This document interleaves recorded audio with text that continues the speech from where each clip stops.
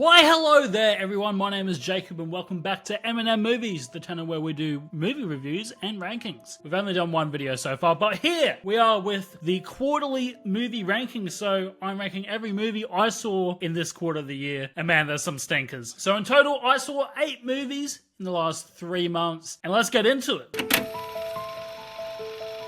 In 8th place, the worst movie I saw in this period of time was Wolfman. And man, this was disappointing because Leigh Whannell was the director for this, and he directed, if you didn't know, The Invisible Man. He also kind of co-directed Saw with James Wan back in the day. Had some real promise, and the one thing I didn't think it was going to be was bland, and that, in fact, was what it was. It was a bland movie, pretty boring for a werewolf movie. I thought they were going to try something interesting. I think he tried, but it was boring, okay? A few of the scares were decent, I guess, but I thought, well, the turn into a werewolf was quite different, I guess. The final design for the werewolf was laughable at best. Oh my goodness. And there were just things like the relationships between the characters, especially the mother and the daughter, even the father and the daughter, just didn't seem well worked upon, so don't really understand what the point of this movie was. Pretty disappointing, so that's why it is coming at last place. Next up, we have Captain America.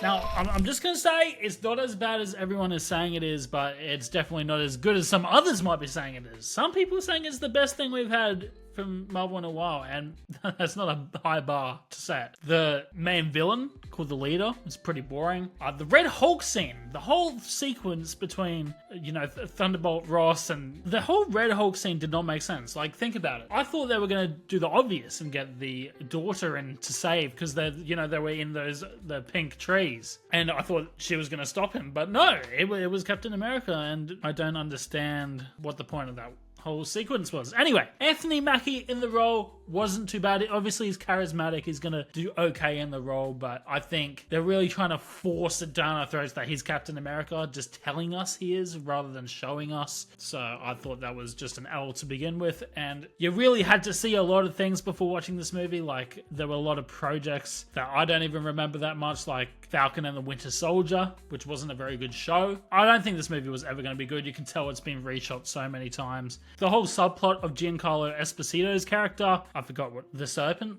I think, that was just completely shot in. That was not in the original script, so when is Marvel gonna stop? Like seriously. Okay, moving on. We've got Snow White. This is almost just as bad as Captain America, in my opinion. It was so unnecessary, as all these remakes are, and while it's not quite as bad as I was honestly hoping for. I was hoping it was going to be the worst movie and it would be so bad that it's good, but you get a decent performance from Rachel Zegler. I never thought that was in doubt. Yes, she definitely hurt the movie's chances of doing well by saying some pretty disrespectful things, and I don't think the things she was saying was necessarily wrong for the most part. It was just the way she was saying it came across as not very good. So she definitely shot the movie's chances, and you can tell they definitely had to reshoot a few things because of the audience backlash. The music was okay, and once again, Rachel Zegler can sing, so I don't doubt that. But man, this movie looked horrible. It was one of the worst movies I've seen in the last year. The CGI dwarves were scary at best, and it's just not. It feels like a ChatGPT built world, and I feel like ChatGPT could give it a good run for its money, so don't know what was going on with the thought behind this. Just go watch the original. That's my decent opinion. Now, the next ones I think are better than the bottom 3 by a significant amount. We've got Presence. Super intriguing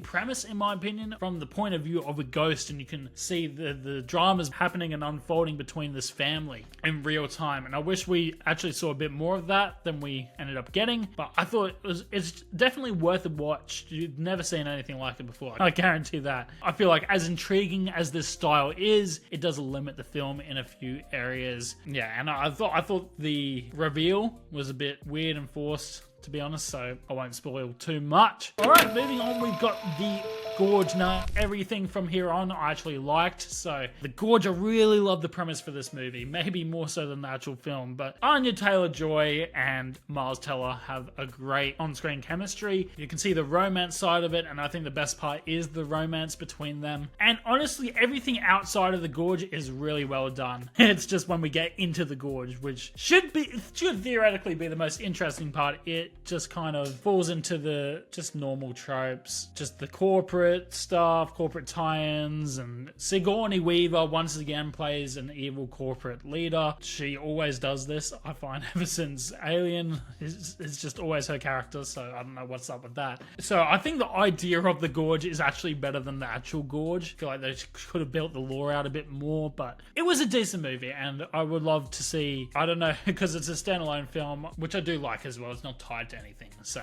not a bad film. I just think they could have done a little bit more. Breaking into the top 3, we've got The Monkey. This movie is hilarious. It is my humor to a T. It's that dark, edgy humor, especially for most of the runtime. There's a few interesting kills you get, which I had never seen before previously, so I'll give them that. It was pretty comical, but pretty dark as well. I really like that blend, and it was just a blast, especially, again, that first half. I do think it does drag a little bit, so the middle section's a bit uninteresting because of that, but Theo James plays a decent performance in both the roles he has to play. And the lore behind the monkey, well, it was kind of interesting. It was nothing new. So, while not the best movie, I thought it was pretty funny. I'll give them that. Entering into the top 2, we've got Nosferatu. Now, a lot of people would put this first, but the reason why I put it second is I don't think I'll watch this film again, just because it's so dark and you feel so depressed watching it. It's like there's never going to be anything good again after watching that. And some great performances from Lily Rose Depp and also Bill Skarsgård as, obviously, Nosferatu. It was so stylized. I really like Robert Eggers' style in this movie, and you just don't get that these days very often in movies. So I really do like his style approach to this movie. And you do have this feeling of dread throughout the movie, which that's what movies are supposed to do, elicit a feeling out of you. So, yes. That's why Nosferatu comes in number 2. But number 1, I've gone with We Live in Time.